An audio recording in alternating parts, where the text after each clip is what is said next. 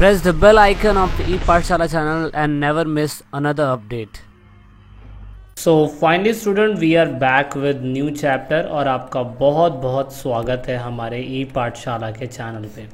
जैसा कि आप सभी को पता है, हमने अभी कम्युनिटी टैब में एक वीडियो शेयर करी थी, छोटी सी गिफ फाइल जो पूरी तरीके से मिनरल एंड रिसोर्स के बारे में थी। फाइनली मैंने कहा था वीडियो अवेटेड में पड़ी हुई है और चैप्टर 5 आज हम स्टार्ट करने जा रहे हैं। चैप्टर 5 का नाम जो है वो मिनरल एंड रॉक्स है, जैसे आप खनिज और शैल मतलब चट्टाने भी बोल सकते हैं आप इन्हें। चट्टाने जो होती हैं, बड़े बड़े जो चट्टाने आपको दिखाई देती हैं वो, तो इसके बारे में हम पढ़ेंगे और ये वीडियो का पहला पार्ट है। काफ़ी इंटरेस्टिंग है ये पार्ट। क्लास 11th की दोस्तों ज्योग्राफी का पहली जो बुक है हमारी, फंडामेंटल ऑफ फिजिकल ज्योग्राफी, उसका चैप्टर 5 है।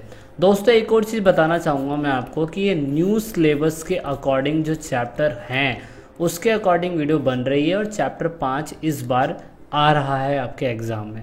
सो दैट इज़ वाई हम पूरे चैप्टर के अंदर हम सीखेंगे क्या, व्हाट विल वी लर्न, हम सीखेंगे क्या इस पूरे चैप्टर के अंदर। हम सीखेंगे सबसे पहले मिनरल्स के बारे में और साथ में चट्टानों के बारे में, यानी कि शैल के बारे में। ये मैंने आपको कम्युनिटी टैब के अंदर ये वाली वीडियो शेयर करी थी, गिफ्ट फाइल, जिसमें बताने के लिए कोशिश करी गई थी कि ये है क्या। तो दोस्तों एक तरीके का मिनरल है ये, और ये मिनरल जो है बच्चे कुछ कहते हैं मिठाई है शायद से ये, लेकिन ये मिठाई नहीं है, ये एक मिनरल है और पूरी तरीके से खनिज है। क्योंकि इस चैप्टर के अंदर हम रॉक्स और मिनरल्स के बारे में पढ़ेंगे, तो हमें ये तो पढ़ना ही पढ़ना है कि रॉक और मिनरल्स होते क्या हैं। साथ में हमें ये भी पढ़ना है जो रॉक्स हैं, यानी कि चट्टाने हैं, उनके कैरेक्टरिस्टिक्स पढ़ने हैं, दैट मीन्स उनकी विशेषताएं भी पढ़नी है। आपने ऐसी चट्टानें देखी होंगी जिनमें ऐसे ऐसे लकीरें बनी हुई है। अब ये किस टाइप की चट्टानें हैं, मतलब बहुत सारे क्वेश्चन हैं जो इस चैप्टर के अंदर आपके डाउट क्लियर होंगे। कुछ मैंने यूनिक चीज़ें डाली हुई हैं इसके अंदर, वीडियो को एंड तक देखेंगे तो आपको काफ़ी अच्छा समझ में आएगा कि यूनिक चीज़ें और क्या क्या है। Okay, so let's start this chapter. मैंने आपको बताया कि हम रॉक्स और मिनरल्स के बारे में पढ़ेंगे, कितने टाइप के मिनरल्स होते हैं वो भी देखेंगे, कितने टाइप के रॉक्स के फॉर्म होते हैं वो भी देखने की इस चैप्टर में कोशिश करेंगे।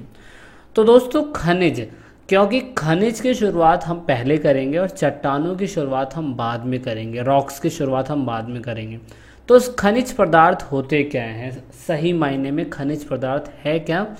तो यहाँ से आपको दिखाई दे रहा है मिनरल्स के बारे में। Minerals are naturally occurring inorganic substance having an orderly atomic structure and defined chemical composition and physical properties।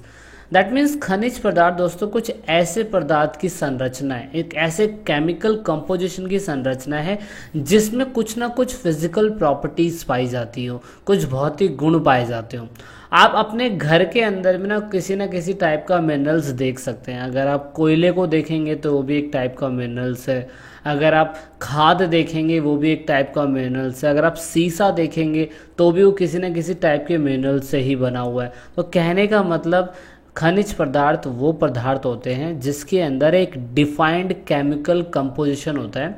That means ये नेचुरली नहीं बनते हैं, जब ये लैंडस्लाइडिंग या चट्टानों के खिसकने या टूटने से या फूटने से, क्योंकि धरती के अंदर से जो चीज़ें निकलती है ना, उसके साथ साथ कुछ ऐसी प्रॉपर्टीज़, एक केमिकल कंपोजिशन की कुछ ऐसी फिजिकल प्रॉपर्टीज़ निकलती हैं जिनकी एक अपनी खासियत होती है। इसे हम खनिज पदार्थ बोलते हैं। समझ में आया होगा आई होप आपको।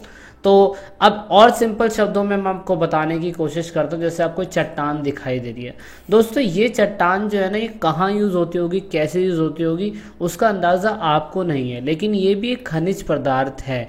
क्योंकि खनिज पदार्थ यानी कि मिनरल्स रिसोर्स के अंदर 2 या 2 से अधिक एलिमेंट्स हमें देखने को मिलते हैं। कभी कभार सिंगल एलिमेंट्स भी हमें देखने को मिलते हैं, जैसे सल्फर में सिर्फ सल्फर ही देखने को मिलता है, कॉपर में कॉपर ही, सिल्वर में गोल्ड में, है ना, इनमें सिर्फ वही चीज़ें होती हैं। लेकिन कुछ ऐसे खनिज पदार्थ होते हैं जिनमें दो टाइप के मिनरल्स हमें देखने को मिलते हैं। आई होप आपको समझ में आ रहा होगा। अगर आपको ये पत्थर अगर आपने कहीं बाज़ार में या किसी लोकल घर में भी देखा होगा तो आपको समझ में आएगा कि ये भी एक टाइप का मिनरल्स पदार्थ ही है, मिनरल रिसोर्स ही है, क्योंकि ये जो केमिकल प्रॉपर्टी बनी हुई है, केमिकल कॉम्पोजिशन के बाद जो फिजिकल प्रॉपर्टी बन के हमारे सामने आई है वो ऐसी है। इसको बनाया नहीं गया है, मतलब ये धरती से इनऑर्गेनिक तरीके से निकल के आया है, जो हमें किसी ना किसी मिनरल्स के रूप में इस्तेमाल में लाया जाता है। ओके, अब क्योंकि हम धरती के ऊपर रह रहे हैं इसलिए धरती के क्रस्ट वाले हिस्से पे आपको दिखाई देता होगा, धरती का जो क्रस्ट वाला हिस्सा है वो लगभग 8 से 40 किलोमीटर तक गहरा है। क्रस्ट को दोस्तों आप भूपर्पटी भी बोलते हैं हिंदी के अंदर, और जो क्रस्ट वाला हिस्सा है 98% हिस्सा 8 तत्वों से बना हुआ है। क्योंकि हमारा जो क्रस्ट वाला हिस्सा है वो तो बहुत ज़्यादा सॉलिड है, लेकिन अगर हम कोर की बात करें तो कोर आज भी लिक्विड फॉर्म में है, आज भी हम बोल सकते हैं कि तरल फॉर्म में है। और जब इसके अंदर से वोल्केनोज निकलते हैं, लावा या मैग्मा निकलता है, तो उसके बाद ये जो क्रस्ट के कुछ हिस्सों में है वहाँ पे आके इकट्ठा होता है, और उसके बाद ये जो हमारे फिज़िकल कॉम्पोजिशन बन के सामने आते हैं वो हमें देखने को मिलता है। तो कहने का मतलब पृथ्वी पे आज भी 98% हिस्सों पे 8 तत्व तो बहुत ज़्यादा महत्वपूर्ण माने जाते हैं, जैसे ऑक्सीजन है, सिलिकॉन है, एल्युमिनियम है, आयरन है ना, सोडियम है, पोटाशियम है, magnesium, titanium, hydrogen, phosphorus, magnesium, sulphur, carbon, निकल। मतलब ये वो है जो साइंटिफिक थोड़े से टर्म है जो आपको थोड़ी सी दिक्कत आएगी समझने में, लेकिन बस मैं आपको ये बताने की कोशिश कर रहा हूँ कि आज भी पृथ्वी के क्रस्ट वाले हिस्से पे हमें ये एलिमेंट्स तो देखने को मिलते ही मिलते हैं, क्योंकि 98% आज भी क्रस्ट पे जो हिस्सा है वो हमारा एक केमिकल कंपोजिशन की वजह से कुछ फिजिकल प्रॉपर्टीज़ जो हमारे लिक्विड फॉर्म में बाहर आती है और फिर बाहर क्रस्ट वाले हिस्से पे ठंडा हो जाता है, तो उसे हम कहीं ना कहीं एक फिजिकल प्रॉपर्टीज़ के तहत कुछ ना कुछ यूज़ में लाते हैं। एग्जाम्पल के लिए अगर आपको ये सारे मिनरल्स दिखाई दे रहे हैं, ये सारे के सारे वॉल्केनोज के जब वो आपका मैग्मा या लावा निकलता है तो उसके बाद ये कई टाइम तक धरती पे ठंडे होते हैं और बाद में इनको एक मिनरल्स के रूप में कहलाया जाता है। दैट इज़ वाई कोयला आप देख सकते हैं, कोयला एक ऐसी प्रॉपर्टी है जो खदानों से ही निकाली जाती है ना। वो एक काफ़ी साल लग जाते हैं उस चीज़ को बनने में, क्योंकि उसके अंदर जो कॉम्पोजिशन हमें देखने को मिलता है ना वो बहुत ही ज़्यादा अलग होता है, वो हमें किसी और पत्थर में या किसी और उसमें देखने को नहीं मिलेगा। जैसे पारस पत्थर हो सकता है या कोई भी पत्थर हो सकता है, नील पत्थर हो सकता है, या मैं बोल सकता हूँ किसी भी टाइप के पत्थर जिनकी अपनी कोई ना कोई खासियत होती है, तो उन्हें आप मिनरल्स के रूप में इस्तेमाल कर सकते हैं। कहीं ना कहीं कुछ ना कुछ इस्तेमाल होता है। अब दोस्तों मिनरल्स की सबसे अलग अलग प्रॉपर्टी होने की वजह से इन सब की एक अपनी अलग अलग फिजिकल प्रॉपर्टी होती है, इन सब के अपने भौतिक गुण होते हैं, क्योंकि ये अलग अलग रासायनिक कंपोजिशन की वजह से बने थे। हमारे इंसानों के अंदर भी सेम ऐसा ही होता है। हम सारे के सारे एक अलग फिजिकल प्रॉपर्टी के, हमारी अलग अलग थिंकिंग है। इस फिल्म में अगर आपने देखा हो तो आप समझेंगे कि इंसानों के अंदर भी फिज़िकल प्रॉपर्टी जो होती है वो अलग अलग होती है, क्योंकि हम अलग अलग तरीके से सोचते हैं, अलग अलग तरीके से काम करते हैं। इस फिल्म में यही दिखाने की कोशिश करी हुई है। अगर जिस बच्चे के फिल्म के बारे में पता है तो अच्छा है, नहीं पता है तो भी अच्छा है। मेरा मेन मकसद था कि आपको मिनरल्स कंपेयर करके दिखाना एक ओरिजिनल लाइफ में, ताकि आप प्रैक्टिकली चीज़ों को समझ सकें। जिस तरीके से इन ऑर्गेनिक तरीके से बनते हैं और इन सब की अलग अलग फिजिकल प्रॉपर्टी होती है, कोई किसी से मैच नहीं कर सकता। ऐसे ही ह्यूमन बीइंग के अंदर भी होता है कि सबकी एक अलग अलग फिजिकल प्रॉपर्टीज़ हमें देखने को मिलती है, और ये फिजिकल प्रॉपर्टीज़ किसी और के पास हमें देखने को नहीं मिल सकती। इसी वजह से ये मिनरल्स भी आपस में एक दूसरे से पूरे अलग हैं, और साथ में हम ह्यूमन बीइंग भी आपस में एक दूसरे से बिल्कुल अलग हैं। ओके, तो क्योंकि अब इतने सारे फिजिकल प्रॉपर्टीज़ हमें देखने को मिल रही है, इतने सारे हमें मिनरल्स रिसोर्स देखने को मिल रहे हैं, तो ये वाला पार्ट आपको खुद पढ़ना है। और ये पढ़ना इसी वजह से है क्योंकि इसमें ये बताया हुआ है कि अगर कोई भी आपको मिनरल्स दिखाई दे रहा है तो उसका हर किसी का कलर अलग होगा, उसकी ट्रांसपेरेंसी अलग होगी, उसका स्ट्रक्चर अलग होगा, उसके फ्रिक्शंस अलग होंगे, उसकी चमक अलग होगी, सबकी अलग अलग होती है। ये आप समझ सकते हैं, ये भौतिक विशेषताएं ही हैं उनकी। आपकी किताब के अंदर बहुत आसानी से एक कॉलम में मिल जाएगा। और ये इसीलिए क्योंकि जितने भी मिनरल्स पाए जाते हैं सबकी अपनी स्पेसिफिकेशन होती है। ये नॉर्मल ह्यूमन बीइंग के अंदर भी देखने को मिलता है। किसी की क्वालिटी अच्छी है, किसी की आंख अच्छी है, किसी के दांत अच्छे, किसी का मुंह अच्छा है, किसी की बॉडी अच्छी है। ऐसे ही यहाँ पे हमारे मिनरल्स के अंदर भी इन सब की प्रॉपर्टीज़ अलग अलग देखने को मिलती है। कोई भारी है, कोई हल्का है, कोई ज़्यादा चमकीला है, कोई कम चमकीला है, कोई ज़्यादा ट्रांसपेरेंस वाला है, कोई कठोर है, कोई सॉफ्ट है ना। तो अब क्योंकि इस पूरे पार्ट के अंदर ये वीडियो का पहला पार्ट था, इसी वजह से हमें समझना है खनिज के बारे में कि खनिज सही मायने में जो होते हैं वो कितने टाइप के होते हैं। एक होते हैं मेटालिक फॉर्म में, एक होते हैं नॉन मेटालिक फॉर्म में, और एक होते हैं एनर्जी फॉर्म में।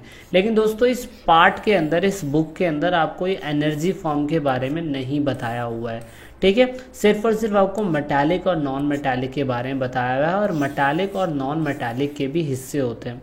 अब आपको लग रहा होगा कि मेटालिक क्या होता है और नॉन मेटालिक क्या होता है।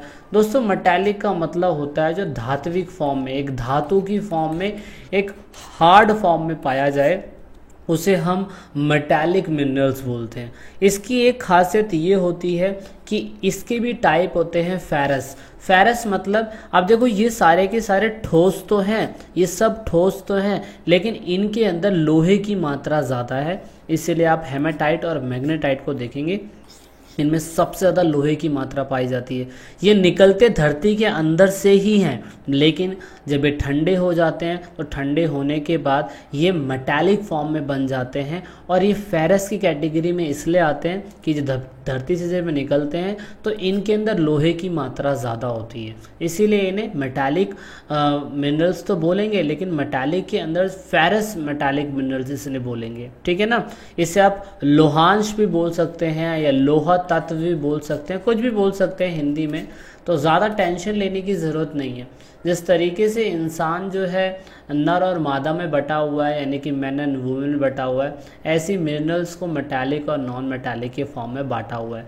और मेटालिक के 3 हिस्से हैं, जिसे आप फेरस बोलते हैं, यानी कि लोह तत्व, जिसमें लोहे की मात्रा पाई जाती है। धरती से ये भी निकलते हैं और धरती से नॉन फेरस भी निकलते हैं, जिसे आप नॉन फेरस को अलोह तत्व बोलते हैं। क्या बोलते हैं? अलोह तत्व, जिसमें लोहे की मात्रा नहीं होती है, जैसे कॉपर है, लीड है, टीन है, बॉक्साइड है, एल्युमिनियम है, जिंक है ना। इनके अंदर आपको देखने को मिलेगा कि लोहे की मात्रा होती ही नहीं है ना। और दूसरे हमारे प्रीशियस गोल्ड। अब देखो सिल्वर, प्लैटिनम, गोल्ड, इनके अंदर देखो ये प्रीशियस है, ये भी धरती से ही निकल रहे हैं, लेकिन दोस्तों ये सॉलिड फॉर्म में, धातु की फॉर्म में पाए जा रहे हैं। इसी वजह से ना मेटालिक बोला जाता है। I hope you clear this point. दूसरा है नॉन मेटालिक। नॉन मेटालिक आपको शब्दों से पता चल रहा होगा, अधात्विक। ऐसी फॉर्म जो सॉलिड फॉर्म में ना पाया जाता उसे नॉन मेटालिक बोलते हैं। आप नमक देखेंगे अगर, तो क्या नमक सॉलिड फॉर्म में पाया जाता है? आप चीनी देखेंगे, है ना, तो वो भी सॉलिड फॉर्म में नहीं पाया जाता। तो ऐसे ही कुछ ऐसे मिनरल्स जो धरती से तो निकलते हैं, लेकिन वो सॉलिड फॉर्म में नहीं होते, हार्ड फॉर्म में नहीं होते, तो उन्हें अधात्विक बोलते हैं, यानी कि नॉन मेटालिक बोलते हैं। तो आप सेल्ट देख सकते हैं, मिका, और उसके बाद phosphates, sulphur, granite, limestone, marble, sandstone, रेत भी, आप ये सब देखेंगे, ये सारे के सारे नॉन मेटालिक है। तो दोस्तों इस वीडियो के अंदर आपको मैंने पूरी तरीके से खनिज के बारे में बताने की कोशिश करी थी, एक ह्यूमन बीइंग के कंपैरिजन में और रियल में कैसे होते हैं। तो आपसे मेरा क्वेश्चन ये है कि ये जो आपका यूट्यूब का हमारा जो सिल्वर बटन आपको देखने को मिल रहा है या गोल्ड बटन आपको देखने को मिल रहा है, जो 100K के पूरे होने के बाद मिलते हैं, तो दोस्तों ये कौन सी फॉर्म में हमें जो एलिमेंट मिल रहा है, ये हमें जो फिजिकल प्रॉपर्टी दिखाई दे रही है, क्या ये मेटालिक फॉर्म में है या नॉन मेटालिक फॉर्म में है? कमेंट करके बताइएगा, और बताइएगा कि ये वीडियो का कौन सा हिस्सा, कौन सा पार्ट आपको ज़्यादा इंटरेस्टिंग लगा। तो मिलते हैं वीडियो के नेक्स्ट पार्ट में। इस क्वेश्चन के साथ आपको छोड़े जा रहे हैं, क्वेश्चन का आंसर ज़रूर करिएगा, and let's meet in the second part of this chapter. तो लास्ट में दोस्तों, अगर आप वीडियो को देख रहे हैं और ई पाठशाला चैनल के आप सब्सक्राइबर हैं या नए सब्सक्राइबर हैं, तो ई पाठशाला की टीम से आप सभी को यही रिक्वेस्ट है कि आप इन सभी वीडियो को अपने दोस्तों के साथ शेयर ज़रूर करें और कोशिश करें कि आप दूसरों को शेयर करवाने के लिए बोलें, क्योंकि आप जितना वीडियो को शेयर करेंगे उतना ही हम और लोगों की मदद कर पाएंगे, क्योंकि पढ़ेगा इंडिया जब भी बढ़ेगा इंडिया। तो वीडियो के लास्ट में वीडियो को एंड तक देखने के लिए, चैनल को सपोर्ट करने के लिए बहुत बहुत धन्यवाद। जय हिंद, जय भारत।